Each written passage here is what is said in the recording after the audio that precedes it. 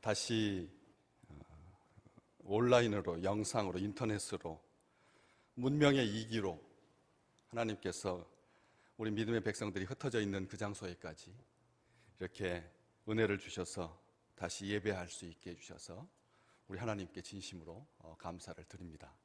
특별히 오늘 날씨가 너무 맑고 좋아서 집에서 자그마한 모니터에 또 큰 모니터에 앉아서 예배를 드린다라고 하는 것이 우리가 생각하는 것처럼 그렇게 쉬운 일이 아닐 텐데 하나님을 사랑하고 하나님을 기뻐하고 하나님의 약속의 말씀을 붙들기 위해서 예배드리고 있을 귀한 식구들에게 하나님의 크신 은총이 더하시기를 주님의 이름으로 축복합니다. 다음 주까지 비대면인데 또 정부의 발표에 따라서 또 얼마만큼 길게 연장될지는 아직 모르겠습니다. 상황은 안 좋은 상황이지만 또 이제 50대 후반, 전반, 그리고 20, 30, 40대까지 그리고 심지어는 12살, 14살 우리의 어린 자녀들까지도 백신을 접종할 수 있는 그런 기회가 되어서 온 국민이 이제는 그냥 편안하게 감기처럼 치료받고 그렇게 일상생활을 할 수 있는 그런 귀한 날들이 빨리 돌아오기를 소망합니다. 바울에게 고린도 교회는 아주 각별한 교회였습니다. 직접 목회를 했고 또 그 어려운 장소에서 목회를 했기 때문에 그 고린도 교회를 사랑했습니다. 그리고 굉장히 자랑스러워했고요. 힘겹게 목회를 해서 그래서 아주 아름답게 성장하는 그런 귀한 교회가 되었는데 언제부턴가 좀 어수선해지고 또 목회자와 성도들과의 관계가 좀 불편해지기 시작했습니다. 그 장소에 있었다면 그런 일들을 바울이 직접 이렇게 조정할 수가 있었을 텐데 다른 곳으로 또 전도를 위해서 떠나가 있는 바람에 그럴 수가 없었지요. 그래서 특별히 관심을 가지고 다른 교회들, 로마 교회는 한 통의 편지, 에베소 교회에도 한 통 편지, 빌립보 교회에도 한 통 편지, 다 한 통인데 고린도 교회만 지금 남아있는 것이 2통이고 그리고 기록상으로 아직 확인할 수 있는 것이 4통, 전체가 4편의 편지를 보낸 만큼 굉장히 관심을 가지고 그렇게 돌보았던 것을 알 수가 있습니다. 그러다가 그런 가운데서 아무래도 안 되겠다 싶어서 교회를 방문했더니 그 2번째 방문이 굉장히 고통스러웠습니다. 왜냐하면 어떤 사람이 굉장하게 극렬하게 바울을 공격했기 때문에 그렇습니다. 극렬한 공격을 받았습니다.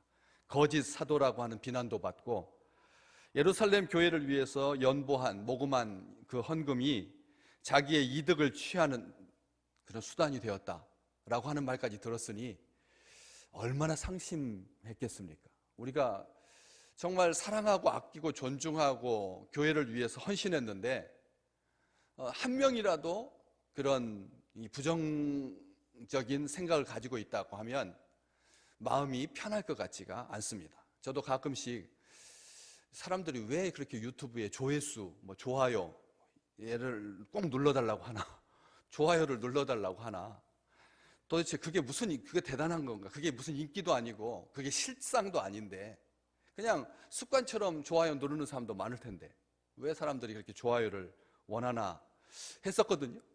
그런데 이제 교회에서 이렇게 영상 매체를 통해서 그런 올리는 경우들이 많아져서 보면 이제는 엉겁결에 그냥 저절로 교역자들한테 몇 명이나 들어왔어 이렇게 묻게 되더라.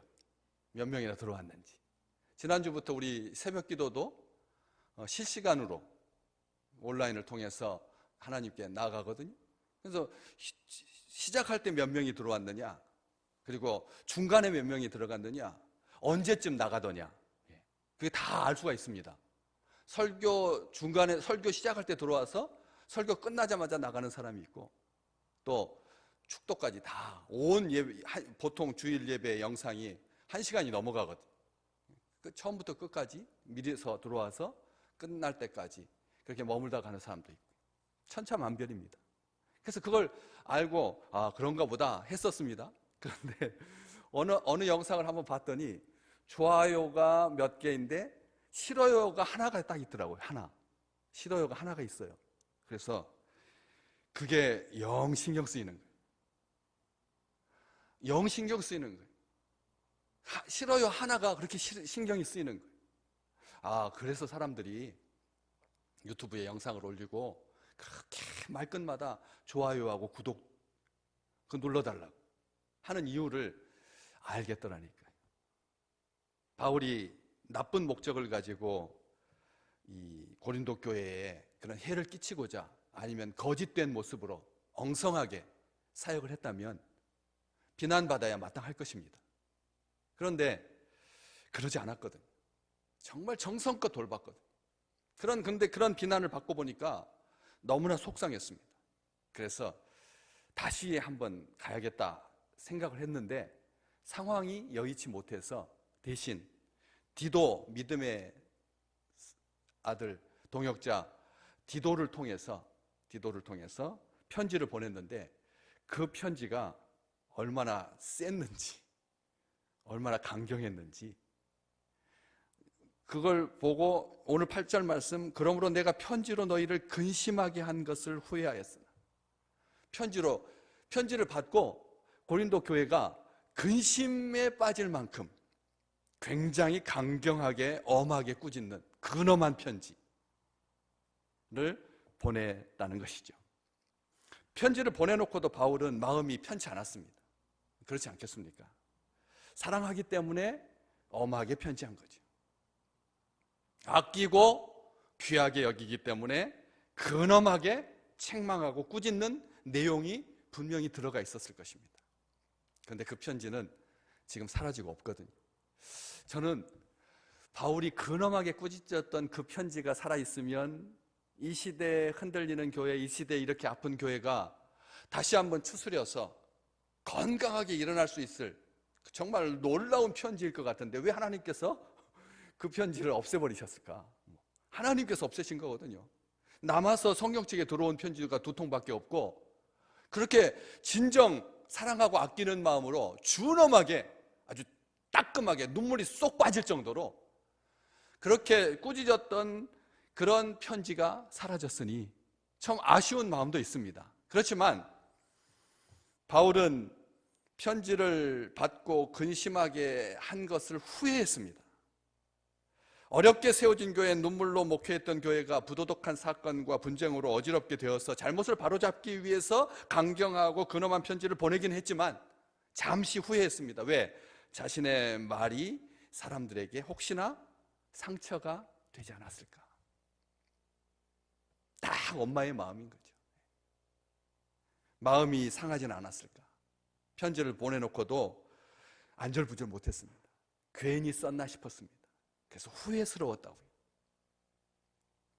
그런데 그 편지가 지금 전해지지 않는 것, 다 이유가 있을 텐데 나중에 이제 우리가 하나님 전에 올라가서 하나님 앞에 뵈올 때 저는 이것도 꼭 물어보시려고 합니다. 바울이 근엄하게 썼던 고린도 교회를 근심하게 했던, 잠시 후회했던, 그러나 지금은 후회하지 않는다고 말하고 있는 그 편지 좀 볼 수가 없을까요? 하나님께서 스크린으로 착 보여주면서 자 이렇게 넘길 수 있도록 그렇게 보여주실 것 같아요. 그렇죠? 물질적으로는 못 보지만 하나님께서 그 내용을 볼 수 있게 하실 거라는 거죠. 그때 가서 꼭 확인하고 싶은 그 편지. 어떻게 바울은 그 편지를 보냈을까요? 고린도 지금 후서 7장 보시는데 2장 4절에 보면 이렇게 기록되어 있습니다. 내가 마음에 큰 눌림과 걱정이 있어 많은 눈물로 너희에게 썼다고요. 바울의 마음에 큰 눌림과 걱정이 있어서 눈물로 편지했다고. 그래서 눈물로 쓴 편지인 겁니다. 눈물로 쓴 편지입니다. 근심하게 하려고 한 것이 아니다. 내가 너희를 향하여 넘치는 사랑이 있음을 너희로 알게 하려고 썼다.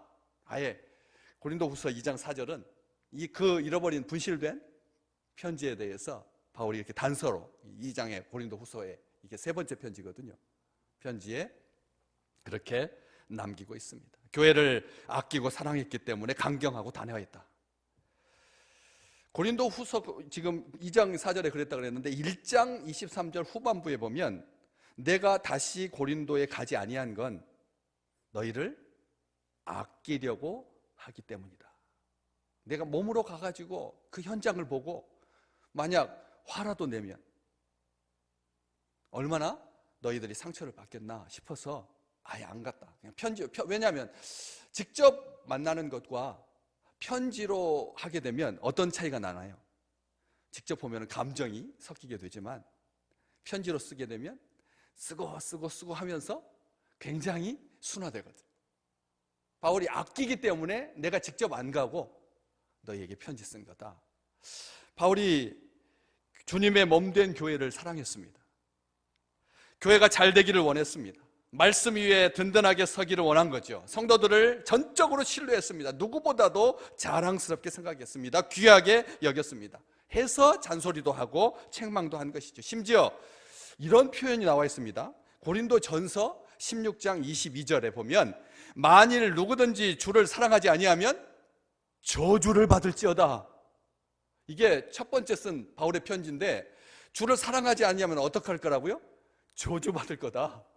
이런 말까지 서슴지 않았습니다.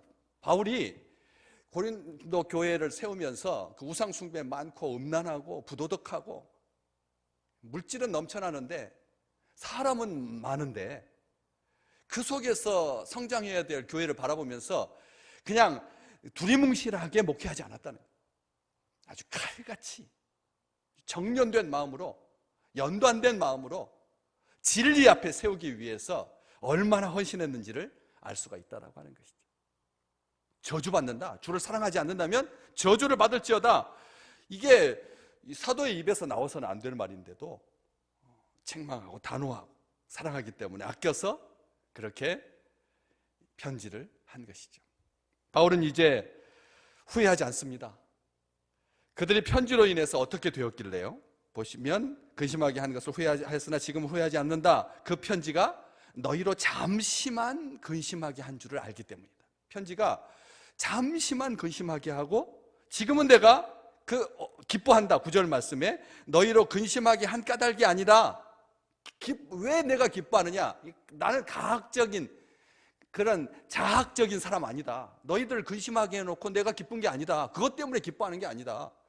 나의 기쁨은 무엇 때문이냐? 너희로 근심하게 한 까닭이 아니다. 도리어 너희가 근심함으로 무엇 때문에? 뭐하게 되었기 때문에? 회개함에 이르게 되었기 때문에.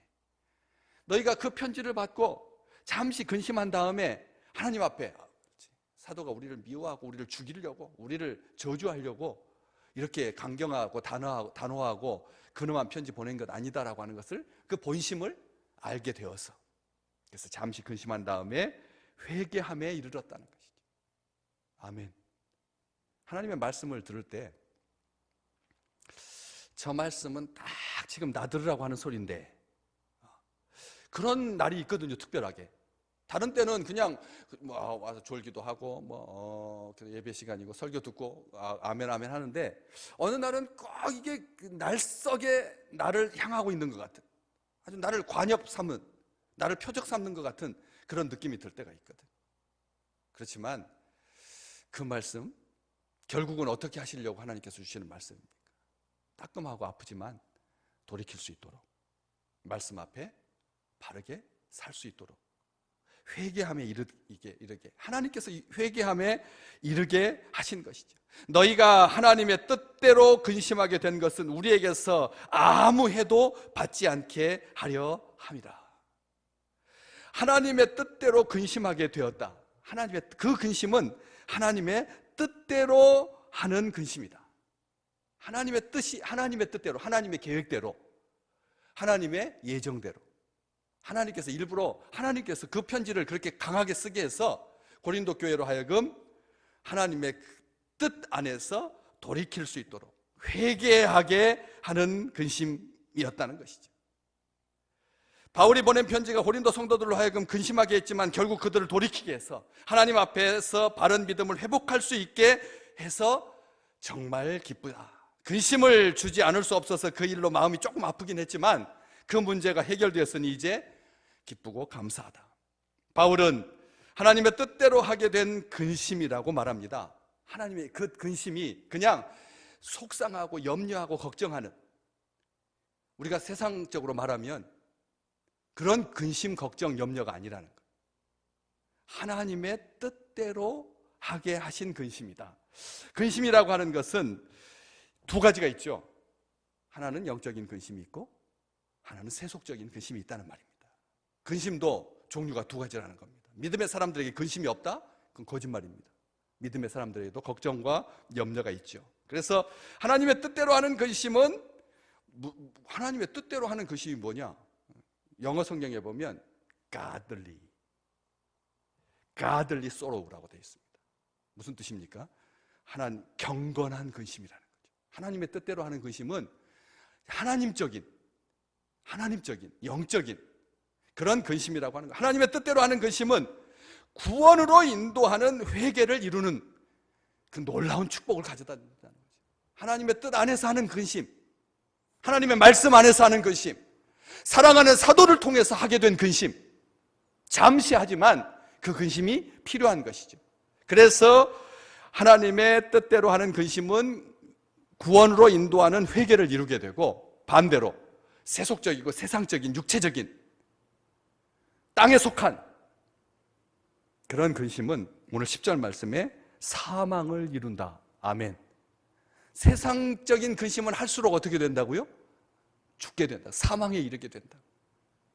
바울은 이걸 분명히 말합니다. 어떤 사람이 이 말씀 가지고 재밌게 써놨더라고요. 근심이라고 하는 놈에게는 염려라고 하는 누이가 있고 걱정이라고 하는 동생이 있다. 세 놈은 한패다. 저는 그 말이 딱 좋더라고요. 이 기쁨과 즐거움을 빼앗아가는 세상적인 근심, 감사가 없어지게 하고 불신과 불만과 불평이 싹트게 하고 병을 얻어서 시름시름 앓게 하고 약해지게 하고 흔들리게 하고 걸려 넘어지게 하고 사로잡히게 하고 갈등과 불안을 야기하고 염려와 걱정으로 갈팡질팡하게 만들고 두려워지게 하고 의욕을 상실하게 만들고 좌절감에 사로잡히게 하고 멸망길로 가게 하고 결국은 죽게 되는 그런 근심이라는 거죠. 근심하지 않고 살 수는 없습니다. 어떤 모양으로든지 근심하며 살아가는 것이 우리의 인생이죠. 그런데 무엇 때문에 무엇을 걱정하느냐, 근심하느냐, 이게 관건이고 중요한 문제라는 것입니다. 세상 근심은 하나님을 신뢰하지 못하기 때문에 하는 불필요한 근심입니다. 물질에 대한 염려, 생활에 대한 염려로 썩게 만드는 무익한 근심입니다. 악한 근심입니다. 사단이 주는 근심입니다. 세상적인 근심은 하나도 도움이 안 됩니다. 하면 할수록 손해입니다. 그리고 병들게 됩니다. 그리고 멸망길 가게 만듭니다. 죽게 됩니다. 오죽했으면 그런 세속적인 근심뿐만 아니라 마음의 근심도 뼈를 상하게 한다고 성경은 기록하고 있습니다. 세속적인 근심뿐만 아니라 그런 세속적인 거 떠나서 마음의 근심은 뼈를 상하게 하고 육체를 병들게 한다. 하나님의 말씀이 자라날 기운을 막아버려서 말씀의 열매를 맺지 못하게 하는 원인이 된다. 그래서 주님은 요한복음 14장 1절 27절 너희는 마음에 근심하지 말라. 너희는 마음에 근심하지도 말고 두려워하지도 말라. 우리 주님께서 친히 하신 말씀입니다. 근심하지 말라고요. 마음에 근심하지 마라. 염려하지 마라. 걱정하지 마라. 세상적인 근심은 자신의 명예가 훼손된 것에 대해서 분노하고 보복하자 하는 그런 마음까지 불러일으키니까 자기만 병들어서 죽는 게 아니라 자기가 죄 지은 것을 하나님 앞에 회개하는 것이 아니라 오히려 자기 죄가 드러난 것에 대해서 분해하는 것. 그 죄책이 가져오는 그 심판에 대해서 두려운 거예요. 나아가서 그런 이 자기 명예가 훼손된 것에 대해서 분노하고 보복하려고 해요. 누구죠? 예서가 그랬습니다. 예서가 그런 거잖아요. 예서가 이 영적인 세계를 무섭게 여기고 그냥 단순하게 육체적인 배고픔을 인하여서 팥죽 한 그릇에 하나님께서 주신 장자의 축복권, 그 특권, 그 놀라운 복을 걷어차버렸거든. 그래서 아버지로부터 아무것도 받지 못했습니다. 너는 그냥 동생의 종이 될 거다. 동생이 가는 길에 떨어지는 것 주워 먹고 살게 될 거다. 세상 근심인지 하나님의 뜻대로 하는 근심인지 잘 구별해야 합니다. 이 시대는 죄를 직면하고 회개하는 것을 매우 불편하게 여깁니다. 죄를 지적하는 것을 혐오라고 해석하더라고요. 죄를 지적하는 것을 혐오라고 합니다. 여러분, 이 시대의 큰 흐름입니다. 인권이라고 하는 이름 앞에, 인권이라고 하는 이름 앞에, 소수자를 보호한다라고 하는 이름 앞에, 소수자 속에 자기들이 들어가 있으니까 싫은 거죠. 만약 소수자를 보호하는 것이 인권이라면 근친상간하는 사람도 소수자죠. 근친상간하는 사람도 소수자입니다. 그들도 보호해야죠. 안 그렇습니까? 소수자를 보호해야 된다면 나라를 팔아먹은 자도 소수입니다. 그 사람도 보호해야 되죠. 여러분, 이 시대가, 패역한 시대의 죄가 얼마나 심각하고 치명적인지 정직하게 알려주어야 합니다. 바울이 고린도 교회의 죄를 지적하고 올바르지 않은 상태에 있다라고 하는 것을 눈물로 고통스럽게 알려주었던 것처럼 하나님의 뜻대로 하는 근심에 이르도록 사랑 안에서 진리를, 실상을 말해주어야죠. 좋은 것만 말해주는 것은 절대 변화를 일으키지 못합니다. 회개에 이르지 못합니다. 사랑 안에서 진리를 말해주는 것이 하나님의 뜻대로 근심하게 하고 결국은 참된 회개와 구원에 이르게 할 줄로 믿습니다. 하나님의 뜻대로 하는 근심은 하나님의 뜻을 이루기 위한 근심이죠. 말씀에 순종할 때 일어나는 근심입니다. 바람직한 근심입니다. 성경에서 권하는 근심입니다. 자기의 죄와 부족을 깨닫게 하는 근심입니다. 자기의 행위가 하나님의 뜻에서 벗어난 것을 깨닫고 그에 대해서 전심으로 애통하고 어떻게 하면 다시 하나님 앞에 바르게 설 수 있을까 고민하게 하는 그 방법을 찾기 위해서 날마다 하는 근심이 하나님의 뜻대로 하는 근심이죠. 하나님의 뜻대로 하는 근심은 후회할 것이 없는 구원에 이르게 하는 회개를 이룬다. 바울은 이렇게 아주 이 하나님의 뜻대로 하는 근심에 대해서 명확한 과정, 취소할 수 없다. 하나님의 뜻대로 하는 근심은 후회할 것이 없는 구원, 취소할 수 없는 구원이라는 뜻입니다. 주저할 필요가 없는 구원이라는 것입니다. 하나님께서 허락하셨기 때문에 그 근심은 결국은 회개를 이루게 된다. 하나님도 성경에 보면 근심하셨습니다. 창세기 6장 6절 말씀, 땅 위에 사람 지으셨음을 한탄하사 그 마음에 근심하시고, 하나님도 근심하셨습니다. 우리 주님도 십자가를 앞에 두고 심하게 근심하셨죠. 마태복음 26장에 보면 우리 주님께서 어떻게 기도하셨습니까? 한탄하고 슬퍼하사, 한탄하고 슬퍼하시며 그렇게 근심하셨습니다. 그런데 그걸로 끝나지 않았죠.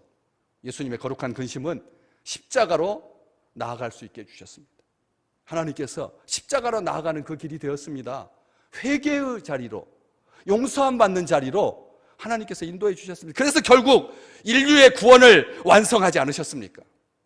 오늘 편지를 쓴 사도 바울도 근심하며 괴로워하였죠. 로마서 7장 24절, 오라 나는 곤고한 사람이로다. 이 사망의 몸에서 누가 나를 건져내랴? 바울도 근심하면서 그리고 그렇게 괴로워했습니다. 했기 때문에 하나님께서 이방의 사도로 그를 부르셨고 사용하셨고 열방을 주께 돌아오게 한 그런 축복을 누릴 수가 있었던 것이죠. 세상적인 근심은 마음을 상하게 하고 뼈를 마르게 합니다. 그러나 주님 안에서 신실하게 살려고 하는 근심은 우리로 하여금 회개하게 하고 생명으로 구원으로 나아가게 하고 생명의 활기가 넘치고 열정과 헌신을 더하는 그런 축복을 누리게 하는 것이죠. 세상과 적당히 타협하면서 살고자 하면 근심하지 않아도 됩니다. 하나님의 뜻대로 살려고 몸부림치다 보면 근심할 수밖에 없죠. 회개는 아픕니다. 그 후에는 그럼에도 불구하고 구원의 축복이 있죠. 나의 죄를 인정하고 회개하는 것 고통스럽고 자존심 상하고, 그러나 회복의 기쁨이 있습니다. 하나님의 말씀은 은혜와 기쁨으로 충만하기에 그런 복을 누리게 하지만 먼저는 죄인으로 하여금 그 죄를 드러내어서 하나님의 뜻대로 근심하게 하지요. 사도행전 2장에 보면 베드로와 11사도가 함께 서서 소리를 높여서 유대인들에게, 이방에서 순례를 위해서 예루살렘에 와 있는 자들에게, 심지어는 유월절을 지키고 오순절까지 긴 시간 동안 하나님의 성전에서 순례하면서 하나님 앞에 예배드렸던 그 믿음의 백성들에게 너희가 법 없는 자들의 손을 빌려서 하나님의 아들을 못 박아 죽였다. 책망했습니다. 그랬더니 사람들이 그 말을 듣고 마음에 찔려 뭐라고 하나요? 형제들아, 우리가 어찌할꼬? 탄식하고 근심하고 고민한 거죠. 고통스러워했습니다. 불과 2달 전에 자기들이 죽인 예수 그리스도, 하나님께서 그를 무덤에 두지 않으시고 썩음에 방치하지 않으시고 높이 올리셔서 나사렛 예수, 하나님의 아들 구세주가 되게 하셨다. 원수로 발등상이 되게 하기까지 내 오른편에 앉아 있으라. 하나님께서 그에게 놀라운 안식과 그리고 그 풍성한 권위를 아들 예수에게 허락해 주셨다. 성령은 말할 수 없는 탄식으로 하나님의 뜻대로 살지 못할 때마다 마음의 안타까움과 슬픔을 주시고 어찌할꼬? 근심하게 하셔서 구원에 이르는 회개를 우리에게 허락해 주시는 것입니다. 회개의 역사를 이루게 하십니다. 우리의 믿음을 성장시키십니다. 회개하면 새 힘 주십니다. 힘이 요즘 없으십니까? 하나님 앞에 회개하십시오. 그러면 새 힘 주실 줄을 믿습니다. 무기력하십니까? 하나님 앞에 자매하십시오.